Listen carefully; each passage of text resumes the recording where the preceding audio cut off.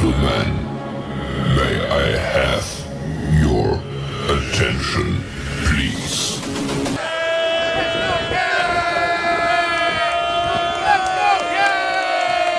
The show starts in 3, 2, 1, go.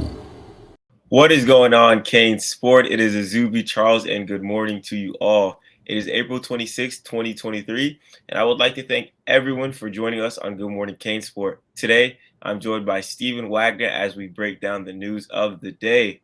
First up this morning in your Miami Hurricanes news, well, let's start off with some hoops talk. In our continuing series, Inside the Lines, I went one-on-one with Miami's newest basketball signee, 6'7" Swiss guard Keyshawn George, who currently plays basketball in France. So you do not want to miss that. In our conversations, I asked him about why he ultimately chose Miami over a handful of other Power 5 programs, his relationship with Coach Jim Larrañaga, and much, much more. So you do not want to miss out on that.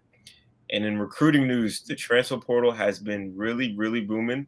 Miami's kind of, turning up the notch, really active.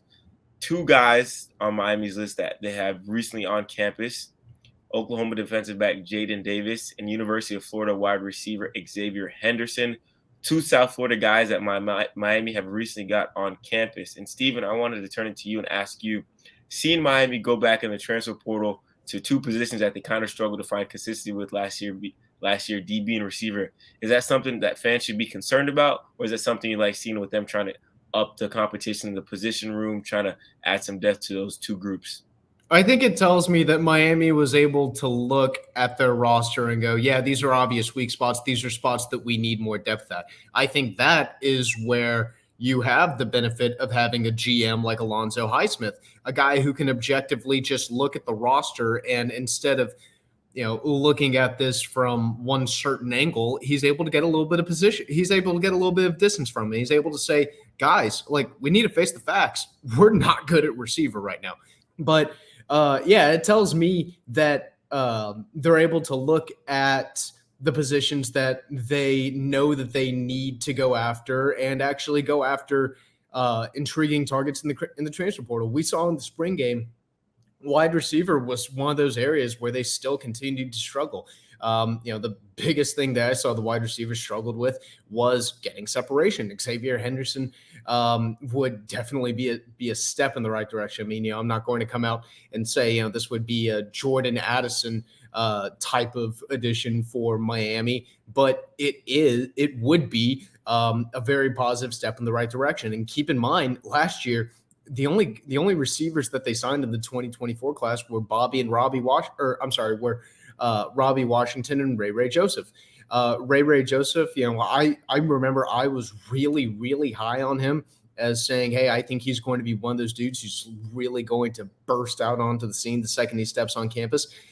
Didn't really see him take that massive leap forward and really assert that dominance that I think some of us were maybe expecting to see or hoping to see this season. And then Robbie Washington, obviously very, very talented, but still just a true freshman.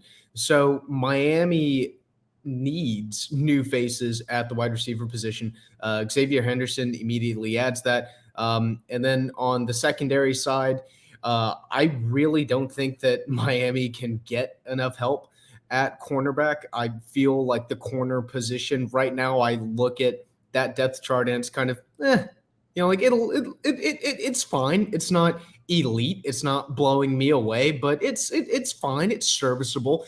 So anytime that we're going to talk about adding corners, we're going to talk about adding depth. I think that's certainly a smart move. Yeah, I saw something on Twitter about these 2 guys, kind of fans not too happy seeing Miami kind of double back because Jaden Davis is a South Florida guy, St. Thomas Aquinas, left South Florida, went to Oklahoma. Xavier Henderson, a Columbus guy, left South Florida, went to University of Florida. So I kind of saw that, but that kind of made me scratch my head. Why wouldn't you want to bring talent back home? Jaden Davis, I believe, played in 37 games for Oklahoma, started about 13. Xavier Henderson, sophomore campaign, 400 yards, three touchdowns. People really expected him to take that next step in his junior year. So I was kind of confused, scratching my head a little bit, saying, hey, why are people kind of against Mario Cristobal doubling back on guys? I want to get your thoughts on that, Steven. when guys leave South Florida, do you think it's kind of a program looks dumb, kind of going back, say, hey, we'll give you a second chance to come back home, even though you didn't pick us the first time? Just what are your thoughts on that? I definitely don't have a problem with that stuff at all. I mean, let's be honest. If the kid can play and if he's a kid that you need on your roster, it doesn't matter if this kid's from Washington State. It doesn't matter if he's from Montana, Kansas, California, Texas, Georgia, Florida. It doesn't matter where he's from. If you need him on your roster, go after him. Forget the look of, oh, well, we had a chance to land this kid, but we missed out on him. And now we're going to, campaign about, let's bring it back to South Florida. Forget that entirely. If the kid can play, the kid can play. And if you need him on your roster, you better go get him. Forget where the guy is from. I don't think that the idea of trying to double back is really I really don't think that that's something that people should bat an eye at all. I mean, the way that football is structured, the way that recruiting is structured, you are going to lose recruits in your backyard every single year. I mean, we've seen Florida be basically the picking grounds for Alabama and Georgia. We've seen Texas be the picking grounds for California and Oklahoma and Alabama. We've seen California be the picking grounds for, pretty much every program, every SEC program in search of a quarterback. So I think that you shouldn't look at all as to where this kid came from in terms of where he went to high school at. I think you just need to be looking at, hey, can the guy play? If he can, and the answer is yes, and we think we've got a real shot at him, then let's go after him.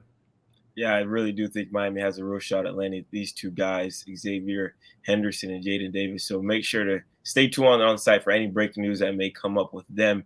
Transitioning to a South Florida guy that did stay home and is currently on track to play at the University of Miami 2023, running back Mark Fletcher out of American Heritage. We caught up with him and talked to him about how he's preparing for his arrival at Miami and what the coaches are really telling him. It was really interesting because the coaches are relaying the message to him saying, hey, Mark, you can come in and fight for some playing time. Obviously, Mark Fletcher is a guy that I was really, really high on from watching him play in South Florida, compete against some of the South Florida's best talent. And I really do think Mark Fletcher can go in and compete with the Don Chaney, with the Henry Parrish for some serious playing time as a true freshman at the University of Miami. So make sure to check out that feature that we have with Mark Fletcher talking about what he's been doing in the offseason and where his mind's at heading into the University of Miami.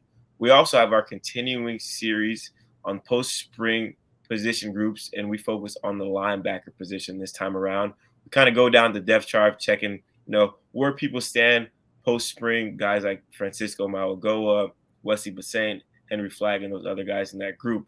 We also have a feature on Francisco Mauigoa, who earned post-spring special honors from On3, so make sure to check out that on the site as well this morning.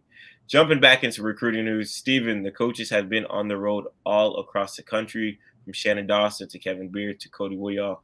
Let's start with Cody Woodall, who was in Logan'sville, Georgia with Kylan Fox. After talking to his head coach there, what were your impressions? What was he saying about the Hurricanes tight end coach and how he's recruiting his players?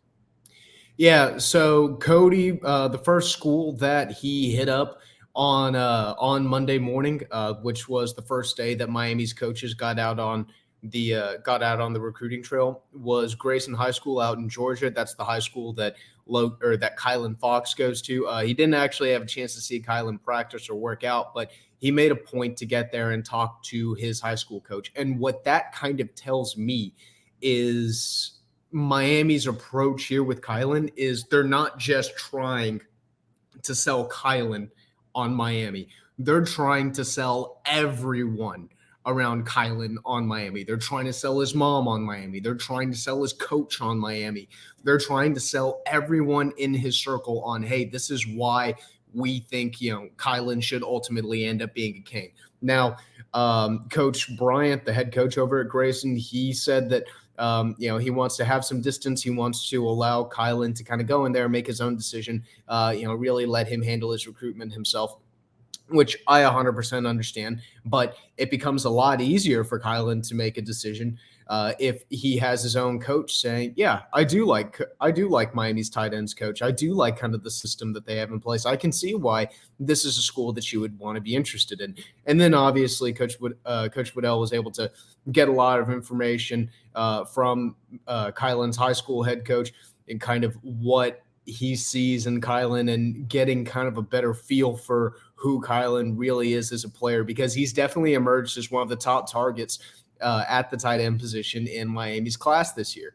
Another guy who Miami definitely has some interest in is, I shouldn't say Miami has some interest in because he's already committed, but another guy who Miami's coaching staff got out and saw on Monday was Judd Anderson. And Judd Anderson, I think, might have actually been the first player for a Miami coach to get out to his high school and visit since they got on the recruiting trail. Shannon Dawson actually did have a chance to watch Judd throw. He interacted with his high school coach as well, and kind of just really more than anything, I think this was just to kind of reaffirm everything that they thought that they were getting in Judd. I think they 100%. I think that Coach Dawson 100% got that. He got out. He saw him throw live. He saw, hey, he's a big kid with a big arm, really good upside. Some inconsistencies, but boy, whenever he's in the zone and he's humming, he really can drive the ball downfield. And he's a guy who they feel could potentially be a superstar talent. But switching back to Kylan Fox here for a second. Coach Bryant was really impressed, or Kylan's high school coach was really impressed by Cody Waddell. He really feels like Miami's not just shooting a bunch of BS. He feels like this isn't just, a car salesman speech. They're not just trying to sell him on something crappy. He feels like, this really is genuine. Miami really does like Kylan. Miami really does think that Kylan would be a good fit there. And I think that interest is kind of starting to go both ways. I think it's important to note that I think Florida State is number one on the RPM for Kylan, and then UCF is number two. I know UCF is a program that kind of really popped out onto the scene after Kylan took a visit there following his Miami visit around the weekend of March 24th. He came down to Miami on, I think, a Saturday, and then he made his way up to UCF on a Sunday, or maybe it was a Friday and a Saturday. Days all blur together at this point. But he visited UCF that weekend, and Gus Malzahn really showed him a time. And so now he's got pretty real interest in UCF as well. So UCF, Florida State, Miami, those really seem like the big three. And then a couple other schools in his top six are Ole Miss, Georgia Tech, and Colorado. That kind of rounds it out up there. But certainly Miami's still in the running for Kylan Fox. Kylan Fox still has real interest in Miami, and it seems like Miami's on the good side of his high school coach as well. Yeah, Kylan Fox is one of those guys in that 2024 class that I really, really like. I had the chance to watch him in a few 7-on-7 tournaments this past spring and kind of really fell in love with this game. Kind of, at first I thought he was a bit of a tweener, but I kind of see where Miami wants to keep him at that tight end position. Really, really athletic guy on the outside that has really good hands. And Judd, too, another kind of under-the-radar guy, 6'6", watched a lot of film on him since he committed to Miami, and I love the kid's personality, his demeanor, how he carries himself, how he talks, how he's recruiting guys all over the internet he doesn't know, saying, hey, come to Miami, come to Miami. So that's the type of, traits you want to see in a quarterback to kind of lead that 2024 class for you. And Coach Beard was also on the road, too. One thing I love about, coaches going on the road, you see scholarships getting handed out left and right to kids you've never heard of. And Coach Beard handed out some scholarships to some unranked guys that people do not know that we're beginning to kind of pick up on and find out who they are.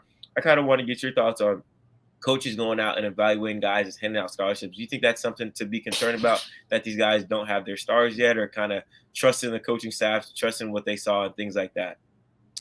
Well, one thing that I learned very quickly being here is with Miami, quite frankly, an offer doesn't mean that much. You see the amount of kids that are going to get offers. There are over 200 offers out in the 2024 class. Miami is casting an ungodly wide net.